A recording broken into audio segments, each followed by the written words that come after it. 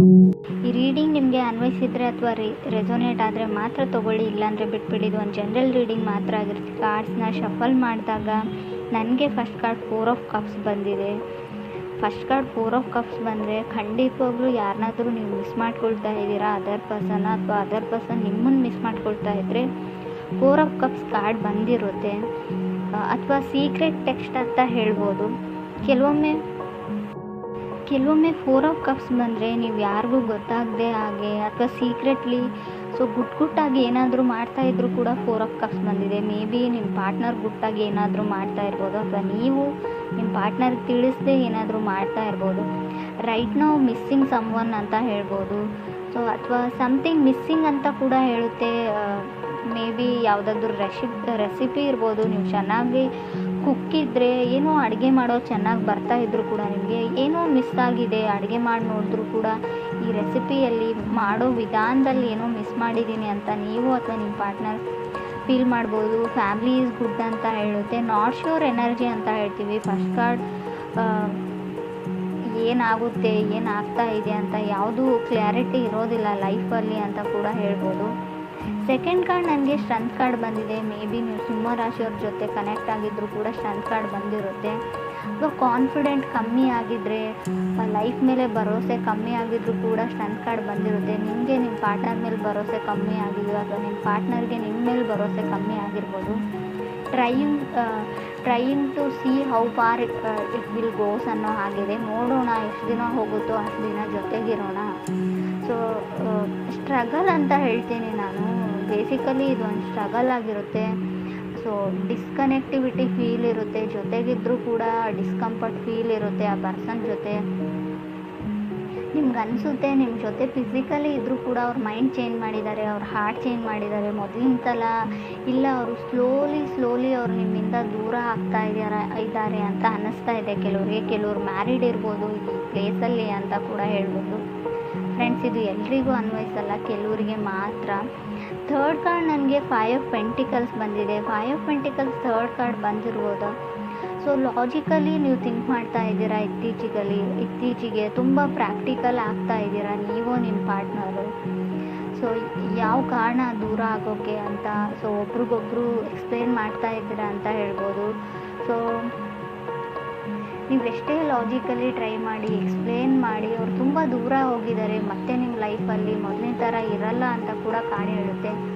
5 of pentacles, ನೀವು ಯಾವಾಗಲೂ ದುಡ್ಡಿಗೆ ಮಹತ್ವ ಕೊಡ್ತಿರೋ, ವಸ್ತುಗಳಿಗೆ ಮಹತ್ವ ಕೊಡ್ತಿರೋ, ನಿಮ್ಮ ಸ್ಟೇಟಸ್ಸಿಗೆ ಮಹತ್ವ ಕೊಡ್ತಿರೋ, ಅವ್ರ ಮೇಲೆ ನಿಮಗೆ ರೆಸ್ಪೆಕ್ಟ್ ಕಮ್ಮಿ ಆಗಿದೆ, ಕೇರ್ ಮಾಡ್ತಾ ಇಲ್ಲ ಅಂತ ಹೇಳ್ಬೋದು.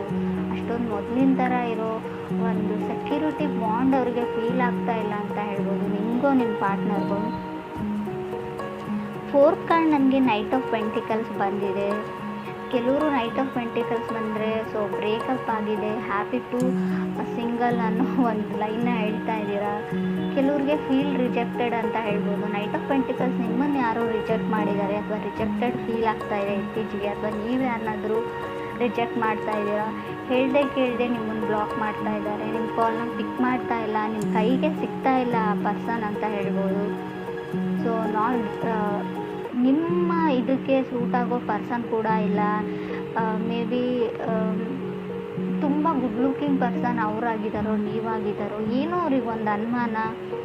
ನಿಮ್ಮಿಂದ ದೂರ ಆಗೋಕ್ಕೆ ಅವ್ರು ಟ್ರೈ ಮಾಡ್ತಾ ಇದ್ದಾರೆ ಅಂತ ಹೇಳ್ಬೋದು. ಫಿಫ್ತ್ ಕಾರ್ಡ್ ನನಗೆ 10 ಆಫ್ ಪೆಂಟಿಕಲ್ಸ್ ಬಂದಿದೆ. ಹಣ ತುಂಬ ಬರುತ್ತೆ ನಿಮಗೆ, ಹಣದ ಬಗ್ಗೆ ಯೋಚನೆ ಮಾಡಬೇಕಾಗಿಲ್ಲ, ಅಥವಾ ನಿಮ್ಮ ಪಾರ್ಟ್ನರ್ಗೂ ಸ್ಟೆಬಲ್ ಆಗಿದ್ರೆ ಅಂತ ಹೇಳ್ಬೋದು. ಕೆಲವ್ರಿಗೆ ಎಮೋಷ್ನಲ್ ಸ್ಟೆಬಿಲಿಟಿ ಬೇಕಾಗಿದೆ, ಎಮೋಷ್ನಲಿ ಯಾರಾದರೂ ಸಪೋರ್ಟ್ ಮಾಡಬೇಕು. ಟೂ ಮಚ್ ಕನ್ಸರ್ನ್ ಅಂತ ಹೇಳ್ಬೋದು. ಅನ್ಸರ್ಟನಿಟಿ ಇದೆ ಲೈಫಲ್ಲಿ ಅಂತ ಹೇಳ್ಬೋದು. ಯಾರೂ ನನಗೆ ಸಪೋರ್ಟ್ ಮಾಡೋರಿಲ್ಲ. ಎಲ್ಲ ಇದೆ, ದುಡ್ಡಿದೆ, ಸ್ಟೇಟಸ್ ಇದೆ, ನೇಮ್ ಇದೆ, ಫೇಮ್ ಇದೆ, ಬಟ್ ನನಗೆ ಯಾರೂ ಇಲ್ಲ ಅನ್ನೋ ಫೀಲಿಂಗ್ನಲ್ಲಿ ಕೆಲವ್ರು ಇದ್ದೀರಾ, ನೀವು ಅಥವಾ ನಿಮ್ಮ ಪಾರ್ಟ್ನರು. 6th ಕಾರ್ಡ್ ನನಗೆ ನೈಟ್ ಆಫ್ ಸೋರ್ಡ್ಸ್ ಬಂದಿದೆ. ನೈಟ್ ಆಫ್ ಸೋರ್ಡ್ಸ್ ಕೆಲವೊಮ್ಮೆ ಹೊಸ ವ್ಯಕ್ತಿನ ನೀವು ಮೀಟ್ ಆಗ್ತೀರಾ ಲೈಫಲ್ಲಿ ಅಂತ ಕಾರ್ಡ್ ಹೇಳುತ್ತೆ. ಇತ್ತೀಚೆಗೆ ಮೀಟ್ ಆಗಿದ್ದೀರಾ, ಕೆಲವರು ಮುಂದೆ ಕೂಡ ಮೀಟ್ ಆಗಿರ್ಬೋದು. ಮೇ ಬಿ ಜನ ನಿಮ್ಮ ಬಗ್ಗೆ ಮಾತಾಡ್ತಾ ಇದ್ದಾರೆ ಅಥವಾ ಗಾಸಿಪ್ ಮಾಡ್ತಾ ಇದ್ದಾರೆ ಅಂತ ಕೆಲವರಿಗೆ ಅನ್ನಿಸ್ತಾ ಇದೆ. ಫ್ಯಾಮ್ಲಿಯಲ್ಲಿ ಗೊತ್ತಾಗಿರ್ಬೋದು ನಿಮ್ಮ ವಿಷಯ. ಸ್ಟ್ರಗಲ್ ಅಂತ ಹೇಳಲ್ಲ, ವಾರ್ನ್ ಕೂಡ ಮಾಡಿದ್ದಾರೆ, ನಾರ್ಮಲ್ ವಾರ್ನ್ ಇದೆ ಅದು. ಸೊ ಜನ ನಿಮ್ಮ ಬಗ್ಗೆ ಏನೇನೋ ಹೇಳ್ತಾ ಇದ್ದಾರೆ, ನಿಮ್ಮ ಫ್ರೆಂಡ್ ಸರ್ಕಲ್ ಇರ್ಬೋದು, ನಿಮ್ಮ ಕ್ಲಾಸಲ್ಲಿ ಇರ್ಬೋದು, ಜನ ನಿಮ್ಮನ್ನು ಅಬ್ಸರ್ವ್ ಮಾಡ್ತಾ ಇದ್ದಾರೆ, ಗಮನಿಸ್ತಾ ಇದ್ದಾರೆ ಅಂತ ಕಾರ್ಡ್ ಹೇಳ್ತಾ ಇದೆ. ಸೊ ಯಾವುದಕ್ಕೂ ಕೇರ್ಫುಲ್ ಆಗಿರಿ ಅಂತ ಹೇಳ್ತೀನಿ. 7th ಕಾರ್ಡ್ ನನಗೆ ಕಿಂಗ್ ಆಫ್ ಕಪ್ಸ್ ಬಂದಿದೆ. King of cups may be ವೃಶ್ಚಿಕ ರಾಶಿಯವ್ರ ಜೊತೆ ನೀವು ಕನೆಕ್ಟ್ ಆಗಿರ್ಬೋದು. ಸೊ ಕಿಂಗ್ ಆಫ್ ಕಪ್ಸ್ ಬಂದಿರುತ್ತೆ. ಸೊ ಅಥವಾ ನೀವು ಒಂದು ರಿಯಲ್ ಲವ್ನ, ಟ್ರೂ ಲವ್ನ ಹುಡುಕ್ತಾ ಇದ್ದರೆ, ನಿಜವಾದ ಪ್ರೀತಿನ ಹುಡುಕ್ತಾ ಇದ್ದರೆ ಕೂಡ ಕಿಂಗ್ ಆಫ್ ಕಪ್ಸ್ ಬಂದಿರುತ್ತೆ 7th ಪ್ಲೇಸಲ್ಲಿ. ಕೆಲವ್ರಿಗೆ ನಾನು ಆಗಲೇ ಹೇಳಿದೆ, ಇಂಟ್ರೆಸ್ಟ್ ಕಮ್ಮಿ ಆಗಿದೆ, ಸ್ಲೋಲಿ ನಿಮ್ಮಿಂದ ದೂರ ಸರಿತಾ ಇದ್ದಾರೆ ಅಂತ ಹೇಳ್ಬೋದು. ಸೊ ಅವ್ರು ನಾರ್ತ್ ಪೋಲ್ ಆದರೆ ನೀವು ಸೌತ್ ಪೋಲ್ ಆಗ್ತಾ ಇದ್ದೀರಾ, ಗೊತ್ತಾಗ್ತಾ ಇಲ್ಲ. ಸಡನ್ನಾಗಿ ಯಾವಾಗ ಆ ವ್ಯಕ್ತಿ ಚೇಂಜ್ ಆದರೂ, ಯಾಕೆ ಚೇಂಜ್ ಆದರೂ, ಪ್ರಾಕ್ಟಿಕಲಿ ಲಾಜಿಕಲಿ ಏನೋ ಥಿಂಕ್ ಮಾಡ್ತಾ ಇದ್ದಾರೆ ಅವರು. ತುಂಬ ಲಾಜಿಕಲ್ ವೇಸ್ನಲ್ಲಿ ಥಿಂಕ್ ಮಾಡಿದರೆ, ಎಲ್ಲದಕ್ಕೂ ಲಾಜಿಕ್ನ ಹುಡುಕ್ತಾ ಹೋದರೆ ಲೈಫಲ್ಲಿ ನಿಮಗೆ ರಿಯಲ್ ಆಗಿ ನೀವು ಲೈಫ್ನ ಲೀಡ್ ಮಾಡೋ ಲಾಜಿಕ್ನೇ ನೀವು ಮರ್ತು ಬಿಡ್ತೀರಾ ಅಂತ ಹೇಳ್ಬೋದು. ಖುಷಿಯಾಗಿರೋ ಲಾಜಿಕ್ನೇ ಕೆಲವ್ರು ಮರೀತಾ ಇದ್ದೀರಾ. ನೀವು ನಿಮ್ಮ ಪಾರ್ಟ್ನರ್ಗೂ ಅವರು ರಿಯಲೈಸೇಷನ್ ಮಾಡ್ಕೊಳ್ತಾ ಇಲ್ಲ ಅವ್ರು ಏನು ಕಳ್ಕೊಳ್ತಾ ಇದ್ದಾರೆ ಅಂತ. ಸೊ 8th ಕಾರ್ಡ್ ನನಗೆ 10 ಆಫ್ ಕಪ್ಸ್ ಬಂದಿದೆ. ಸೊ ರಿಯಲೈಸೇಷನ್, ತುಂಬ ಟಾಕ್ಸಿಕ್ ಎನರ್ಜಿ ಇದೆ ಅಂತ ಅವ್ರು ಅಂದ್ಕೊಂಡಿದ್ದಾರೆ. ಡೋಂಟ್ ನೋ ಏನು ಮಾಡಬೇಕು, ಇದನ್ನು ಹೇಗೆ ಸರಿಪಡಿಸ್ಬೇಕು ಅನ್ನೋ ಓವರ್ ಥಿಂಕಿಂಗ್ ಇದೆ. ಬಟ್ ಅಲ್ಲಿ ಏನೂ ಇಲ್ಲ, ಎಲ್ಲನೂ ಇದೆ, ಎಲ್ಲ ಖುಷಿ ಇದೆ. ಸೊ ಅವರು ಖುಷಿಯಾಗಿದ್ದರೆ ಖಂಡಿತ ಆಗುತ್ತೆ. ಈಗೋ ಪ್ರಾಬ್ಲಮ್ ಇದೆ ಅಂತ ಹೇಳ್ಬೋದು. ನಾನು ಸೋಲಲ್ಲ, ಅವರೇ ಸೋಲಬೇಕು. ಸೊ ತುಂಬ ಒಂದು ಟೆಕ್ಸ್ಟು ಅಥವಾ ಒಂದು ಕಾಲ್ಗೆ ಆನ್ಸರ್ ಮಾಡಿದರೆ ಏನಾದರೂ ಆಗುತ್ತಾ, ಮೊದಲಿನ ಥರ ಯಾಕೆ ಇರೋಕ್ಕಾಗಲ್ಲ ಅಂತ ಕೂಡ ನೀವು ಯೋಚನೆ ಮಾಡಬೇಕು. ಮಿಥುನ ರಾಶಿಯವರು, ನೀವು ಅಥವಾ ನಿಮ್ಮ ಪಾರ್ಟ್ನರು. ಸೊ ಇಲ್ಲಿ ಯಾವುದೇ ತೊಂದರೆ ಇಲ್ಲ, ಥರ್ಡ್ ಪಾರ್ಟಿ ಇಲ್ಲ, ಯಾರೂ ಇಲ್ಲ. ನೀವು ಅಂದ್ಕೊಂಡಿರ್ಬೋದು ಯಾರಾದರೂ ಇರ್ಬೋದಾ ಅಂತ, ಆ ಥರ ಯಾರೂ ಇಲ್ಲ. 9th ಕಾರ್ಡ್ ನನಗೆ ಹೈ ಪ್ರೀಸ್ಟಿಸ್ ಬಂದಿದೆ. ಹೈ ಪ್ರೀಸ್ಟಿಸ್ ಬಂದಿರೋದ್ರಿಂದ ಕೆಲವರು ಟಾಕ್ಸಿಕ್ ರಿಲೇಷನ್ಶಿಪ್ನ ಬಿಟ್ಟು ಮೂವ್ ಆನ್ ಆಗ್ತಾ ಇದ್ದರೆ, ಆ ಥರ ಇದ್ದರೆ ಓಕೆ ಬಿಡ್ಬೋದು. ಬಟ್ ವಿತೌಟ್ ರೀಸನ್ ನೀವೇ ಏನೇನೋ ಕಲ್ಪನೆನ ಮಾಡಿಕೊಂಡು ಒಂದು ಒಳ್ಳೆ ರಿಲೇಷನ್ಶಿಪ್ನ ಹಾಳು ಮಾಡ್ಕೊಳ್ಳೋದು ಒಳ್ಳೇದಲ್ಲ ಅಂತ ಕೂಡ ಕಾರ್ಡ್ ಹೇಳುತ್ತೆ. 10th ಕಾರ್ಡ್ ನನಗೆ ಡೆವಿಲ್ ಕಾರ್ಡ್ ಬಂದಿದೆ. ಹೈ ಪ್ರೀಸ್ಟಿಸ್, ನೀವು ಯಾರ ಲೈಫಿಂದ ಹೊರಗಡೆ ಹೋದರೂ ಅವ್ರ ಮೇಲೆ ಸ್ಪೈ ಮಾಡ್ತಾ ಇರ್ತೀರಾ, ಅವ್ರನ್ನ ಗಮನಿಸ್ತಾ ಇರ್ತೀರಾ, ಅವ್ರು ಏನು ಮಾಡ್ತಾರೆ, ಎಲ್ಲಿಗೆ ಹೋಗ್ತಾರೆ, ಯಾರನ್ನ ಮೀಟ್ ಆಗ್ತಾರೆ ಅಂತ. ಆ ಎನರ್ಜಿನ ಕೂಡ ಹೇಳುತ್ತೆ. ಅಥವಾ ನಾರ್ಮಲಿ ನೀವು ಸಿಂಗಲ್ ಇದ್ದರೂ ಕೂಡ ನಿಮ್ಮನ್ನು ಯಾರಾದರೂ ಗಮನಿಸ್ತಾ ಇರ್ಬೋದು, ಅಥವಾ ನೀವು ಯಾರನ್ನಾದರೂ ತುಂಬ ದಿನಗಳಿಂದ ಗಮನಿಸ್ತಾ ಇರ್ಬೋದು. ಅವ್ರ ಮನೆಯಲ್ಲಿ ಅವ್ರ ನೇಮ್ ಏನು, ಅವ್ರ ಸ್ಕೂಲ್ ಯಾವುದು, ಕಾಲೇಜ್ ಯಾವುದು, ಅವ್ರು ಎಲ್ಲಿ ಇರ್ತಾರೆ, ಏನು ಮಾಡ್ತಾರೆ ಅನ್ನೋ ವಿಷಯನ, ಇನ್ಫಾರ್ಮೇಷನ್ನ ಕಲೆಕ್ಟ್ ಮಾಡ್ತಾ ಇದ್ರೆ, ಅಥವಾ ನಿಮ್ಮ ಬಗ್ಗೆ ಯಾರಾದರೂ ಕಲೆಕ್ಟ್ ಮಾಡ್ತಾ ಇರ್ಬೋದು. ಕೇರ್ಫುಲ್ ಆಗಿರಿ ಯಾವುದಕ್ಕೂ. 10th ಕಾರ್ಡ್ ಡೆವಿಲ್ ಕಾರ್ಡ್ ಇರೋದ್ರಿಂದ ಸ್ಟ್ಯಾಂಡ್ ಯುವರ್ ಗ್ರೌಂಡ್ ಅಂತ ಹೇಳುತ್ತೆ. ಸೊ ನಿಮ್ದು ಯಾವುದೇ ರಿಸ್ಟ್ರಿಕ್ಷನ್ ಇದ್ದರೂ, ಯಾವುದೇ ಕೇಜಲ್ಲಿದ್ದರೂ, ನೀವು ಬಂಧನದಲ್ಲಿದ್ದರೂ ಕೂಡ ಅದರಿಂದ ಹೊರಗಡೆ ಬನ್ನಿ. ಸೊ ಏನಾದರೂ ಮಾಡಿ, ಡಿಪೆಂಡ್ ಆಗಬೇಡಿ. ಸೊ ಡಿಪೆಂಡೆನ್ಸಿ ಒಳ್ಳೆಯದಲ್ಲ, ಯಾರ ಮೇಲೂ ಡಿಪೆಂಡ್ ಆಗಬೇಡಿ. ಸೊ ನಿಮ್ಮ ಸ್ವಂತ ಎಬಿಲಿಟಿಯಿಂದ ನೀವು ಕೆಲಸ ಹುಡ್ಕೊಳ್ಳಿ, ಕೆಲಸ ಮಾಡಿ. ನಿಮ್ಗೇನು ಬರುತ್ತೋ, ನಿಮ್ಮ ಹತ್ರ ಏನು ಸ್ಕಿಲ್ ಇರುತ್ತೋ ಟ್ರೈ ಮಾಡಿ. ಇಲ್ಲ ಅಂದರೆ ಹುಡುಕಿ. ಸೊ ಟ್ರೈ ಮಾಡಿ, ಸ್ಕಿಲ್ನ ಕೂಡ ಡೆವಲಪ್ ಮಾಡ್ಕೊಳ್ಬೋದು.